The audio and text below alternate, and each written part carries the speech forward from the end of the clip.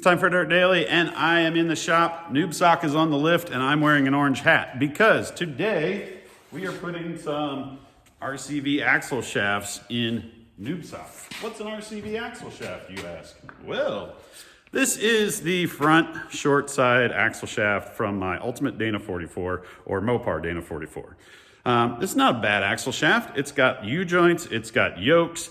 These are actually made out of 4340 chromoly, pretty good parts. But the thing about a U-joint axle shaft is that when the axle is turned, it's transmitting power from the diff out to the tire, but as it rotates, that U-joint and yokes changes speeds. It kind of like folds over itself, and when it does that, it's like snapping around, and that means the velocity is changing, which can be a couple things. I mean, any sort of change in speed like that is gonna be hard on the equipment. Plus, you might notice it when you're like turning and rock crawling and the tires might be kind of jumping a little bit.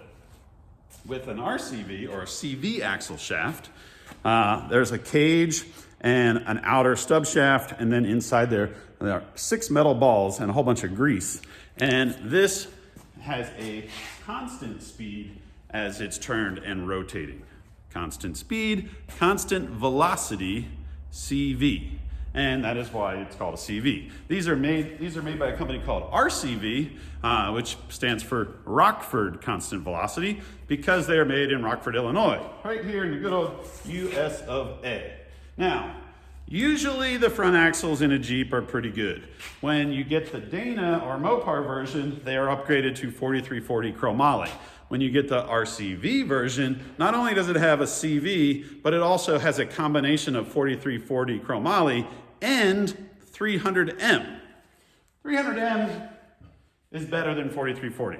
Why? I don't know. I'm not a metallurgist, but for years, whenever people would upgrade their axles to 300M, it made them stronger. I'm sure there's a lot more to it than just material. There's design and the engineering and the heat treat and all of that stuff. But I have been running RCVs in NewbSock, my little TJ that has the little Cummins engine. I've been running RCVs in my big Ruba wagon, the JK with the big Cummins. I've been running RCVs in my 4Runner with the independent front suspension. I have not had any failures in any of those vehicles. So, knock on wood, I think they're pretty strong parts, and I like to upgrade whenever I get the chance. RCV also makes parts for UTVs, like side-by-sides. They make them for military trucks. They make them for 2.5-ton axles, 1-ton axles. Like, they make a full spectrum of axle shafts, and they claim that they are the strongest axles in the world. I'm not gonna be able to test every axle in the world to verify that, but I can tell you that on a Dana 44, an axle that most of the time I wouldn't recommend running anything bigger than a 38, they claim that they will guarantee these axles up to a 43. Like, nobody does that. You're not supposed to run big 43-inch tires on a Dana 44, but RCV says our axles will hold up. The rest of the axle might break, your suspension might rip off, but the axle shafts are guaranteed up to 43 inches. So, pretty beefy. So the first step is to get the front end kind of torn apart, and then we can start putting the new axle shafts in, and I can wear this orange hat all day long. Let's go. First step is to drain the oil out of the front axle. This is the Mopar 44, which is the same as the Dana Spicer Ultimate 44, and the cool thing is it has a drain plug right on the bottom.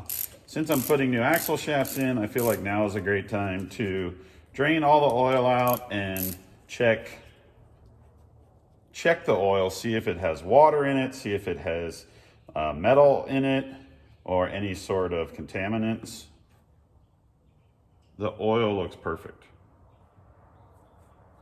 It doesn't have any glitter in it. It's still really nice and amber looking. There is a little bit of material on the magnet, but it doesn't look substantial. And the nice thing is that it's been caught by the magnet and not sent through there. Being that this is the first time I've changed the oil since I've run this axle and since I've installed this axle, it's probably not unusual that there's a little bit of contaminant on there. It's probably just the gears getting broken in and everything. But I'm pretty stoked on this. So I'm gonna drain this out, and when we are all finished, we'll have to put fresh oil in. Once you have the axle drained, you are going to disassemble everything on the end of the knuckle. You're gonna take off the tire and wheel, then you're gonna remove the caliper, then you are going to remove the rotor, which is held on with a little tiny Torx bolt. You may remember the last time I took the front end apart, I didn't know how to take that off, but there's a little tiny Torx bolt that holds that on. Then you will remove the unit bearing. There are 3 bolts that come in from the back of the knuckle that screw into the unit bearing, and there's 1 giant nut on the end of the axle shaft, and then there is also a speed sensor. So don't forget the speed sensor that you have to remove. Once you have all of those parts removed, then you can slide out the old axle shaft and then clean up the housing and have it ready for the new axle shaft.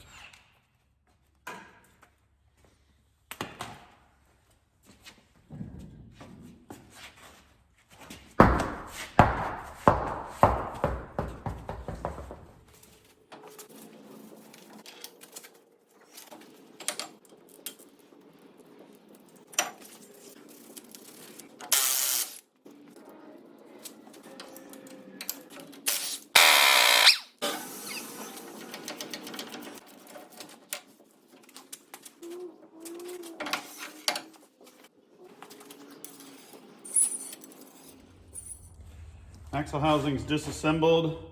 I scraped out all the dirt that was down in the axle tube.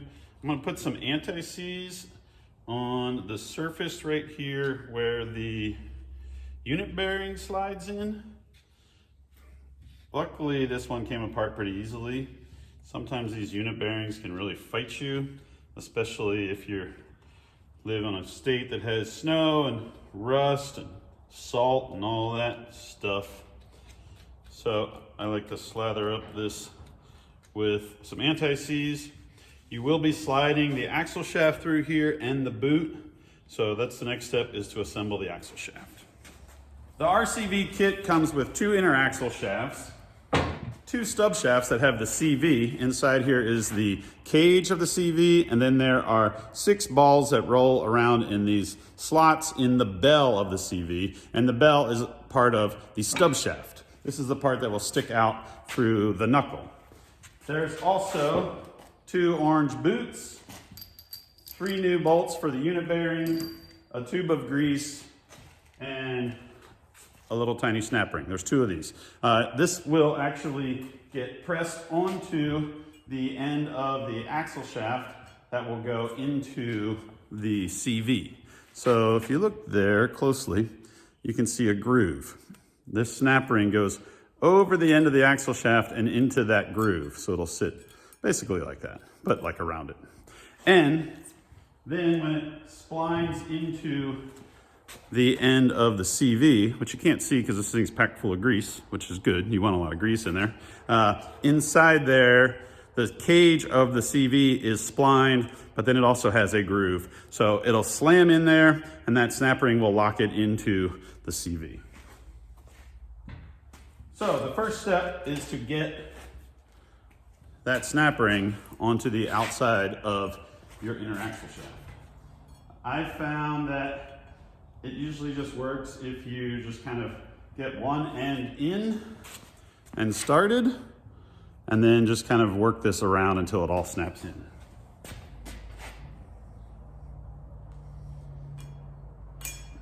There you go. That's the goal, is to have that guy in there. Now, you might think it's time to slam this on here, but on the long side, you want to put the boot on over top of the axle shaft before you put the CV on. So that is going to just sit right there for now. This has these 2 sealing surfaces here in case it's an axle that has the FAD, the front axle disconnect, which is fine. It's just another surface, but they use the same axle shaft for both of them. And then you want to get some grease on those splines so that everything goes together nice and smooth. There we go. The thing about the CVs is they take a lot of grease, but here's the cool part. See this stub shaft? On the end there is a needle fitting for a grease gun. And basically the stub shaft is gun drilled. So once it's all assembled, you can grease the CV from the outside. You wanna make sure there's grease in it before you even start, but you can service it without even disassembling anything other than making sure you can have access to the end of the axle. Now, a lot of different ways to get this on here. I find this is the easiest way for me to assemble the CVs. I get the splines lined up, and then I just basically drop it, and everything compresses.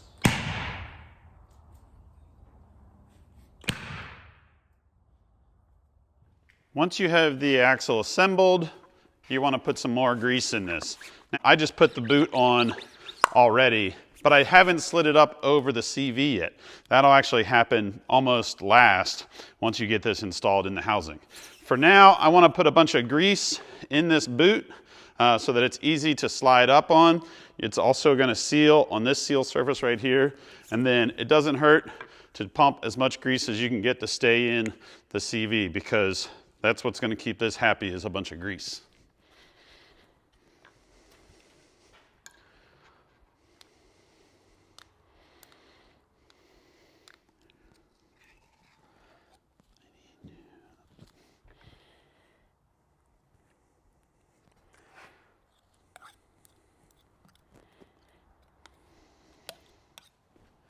When I removed the old axle shaft, it had these little plastic things that go over the axle shafts on the axles.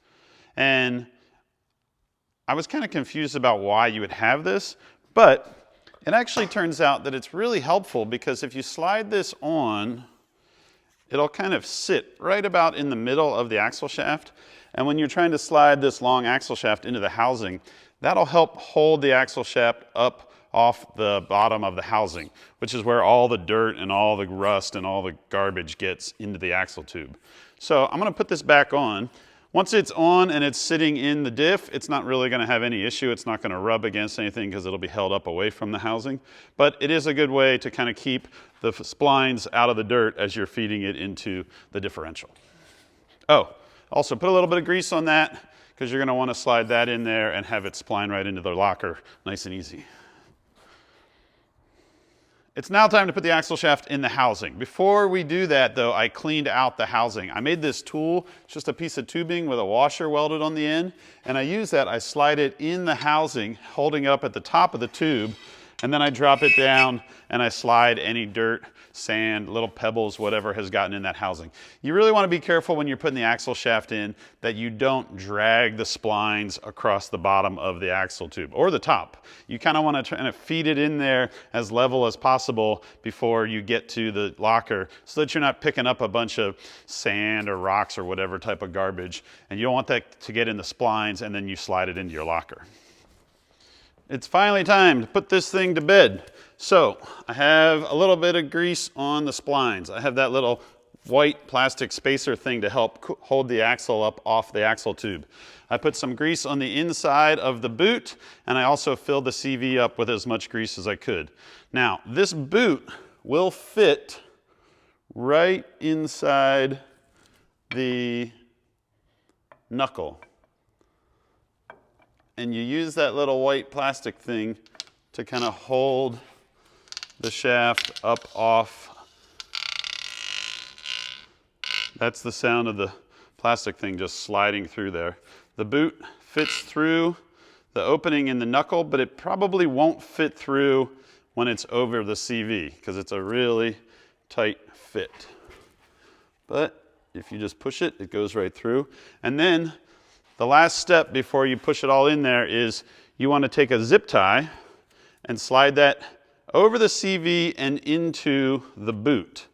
What that'll do is when you finally get to the point where you're trying to seal the boot over the CV, the zip tie puts a little opening around the edge of the boot and lets the air escape. So this all slides in. And then the next thing is there's a little bracket like this.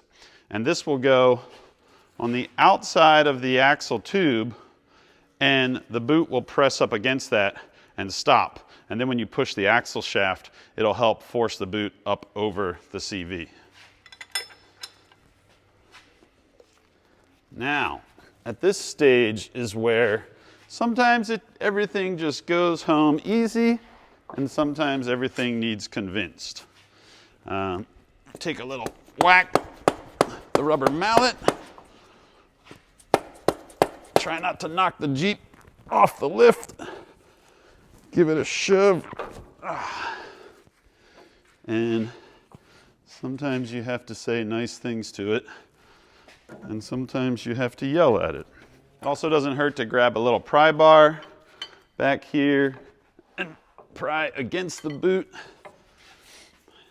You're basically, when you watch the videos online of this stage, it's always like, and then just pop it together.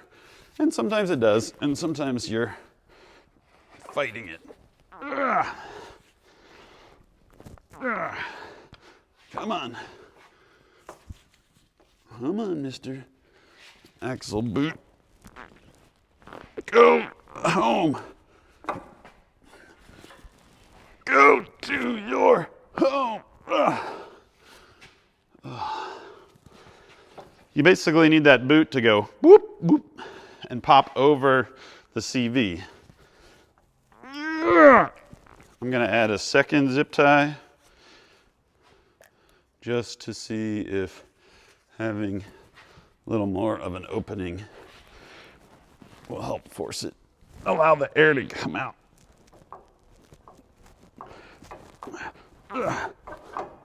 There it goes. I can feel it. It like, you push it and it expands and then it contracts. And one of these times you'll push it all the way in. I'm gonna grab a rag, slide it over the end of this thing.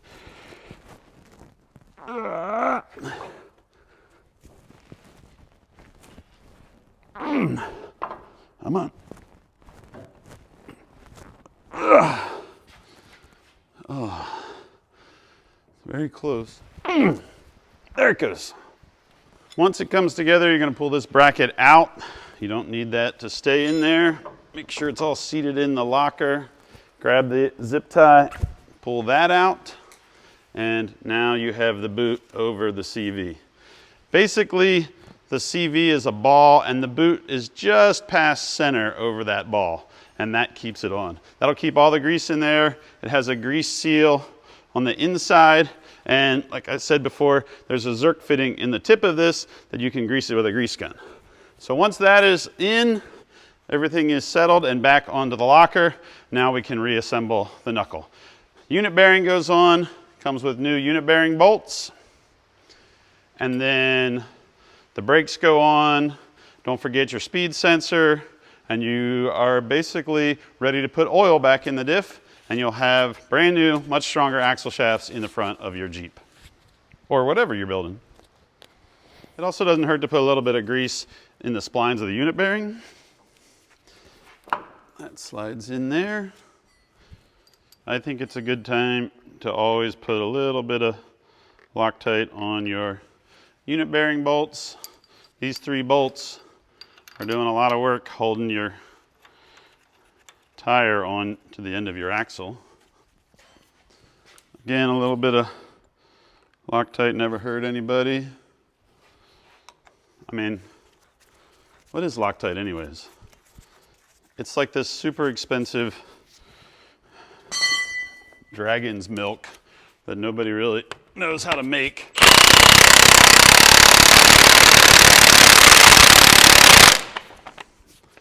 That guy's on there. Now is always a good time. You grab a pair of pry bars and you just come back and make sure that the boot is all the way out.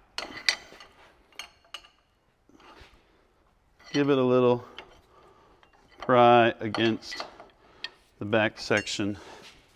Make sure that it's not gonna pop off. Oh, grease.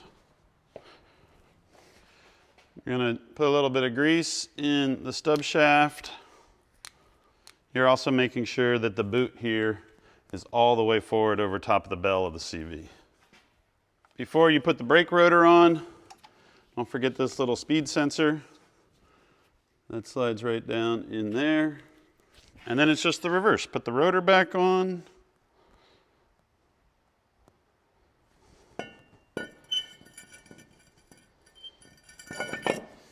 Something like that. Just like that. Rotor's back on, calipers back on, unit bearings back on. The big nut is on the end. The 3 bolts that hold the unit bearing are on. The speed sensor's back in. Axle shafts are in both ends. I'm going to put oil in this thing, bolt the tires back on, and I now have a stronger front axle than I did before. If you're looking for RCVs, they make them for a whole bunch of different axle applications, IFS stuff, UTV stuff, 1/4 ton all the way up till 2.5 ton, and I think maybe even bigger. So check them out, RCV, and I'm going to get this thing wrapped up so I can head to the trail. See you guys next time.